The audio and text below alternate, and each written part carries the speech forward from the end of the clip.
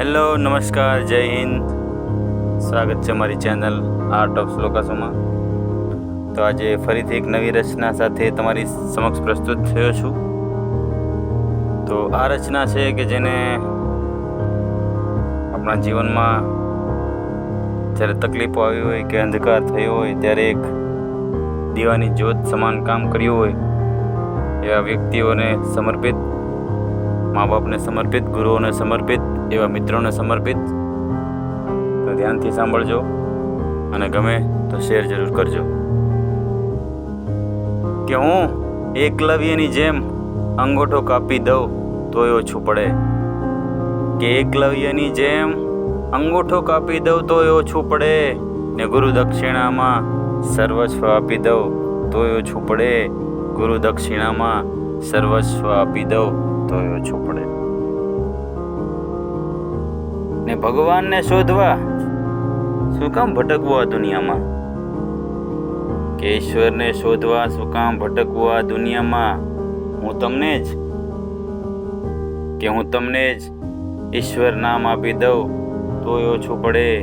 ઈશ્વર નામ આપી દઉં તોય ઓછું પડે. કે હકીકત છે કે જેને ઈશ્વરને કોઈ જોયા નથી, જેને આપણા જીવનમાં એવું કામ કર્યું છે, તો એને જ આપણે ઈશ્વરનું નામ આપી દઈએ તો પણ શું ખોટું છે? કે તમે કષ્ટ વેઠ્યા કેટલાય, અમે ત્યારે મોટા થયા બાપુ.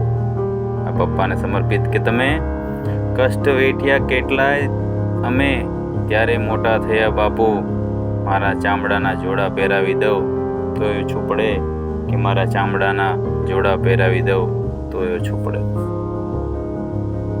અને આ આગળનો શેર કે તમે એટલા લાડ લડાવ્યા કે મારા શબ્દો ઓછા પડે.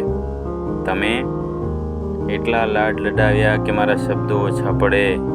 મારી માવડીને સોનલે મટાવી દઉં તોય ઓછું પડે. કે મારી માવડીને સોનલે મટાવી દઉં તોય ઓછું પડે. ને ઉપકાર તમારા હવે કેમ ભૂલવા જે મારા ઉપર છે? કે ઉપકાર તમારા હવે કેમ ભૂલવા જે મારા ઉપર છે? મા બાપને આખું જીવન આપી દઉં તોય ઓછું પડે. કે મા બાપને આખું જીવન આપી દઉં તોય ઓછું પડે. તો મોકલી દો જેને તમારા જીવનમાં એક જ્યોતનું કામ કર્યું છે, જેને તમારું જીવન ઉજ્જવળ બનાવ્યું છે. સાંભળવા માટે ખૂબ ખૂબ ધન્યવાદ. જય હિન્દ, જય ભારત.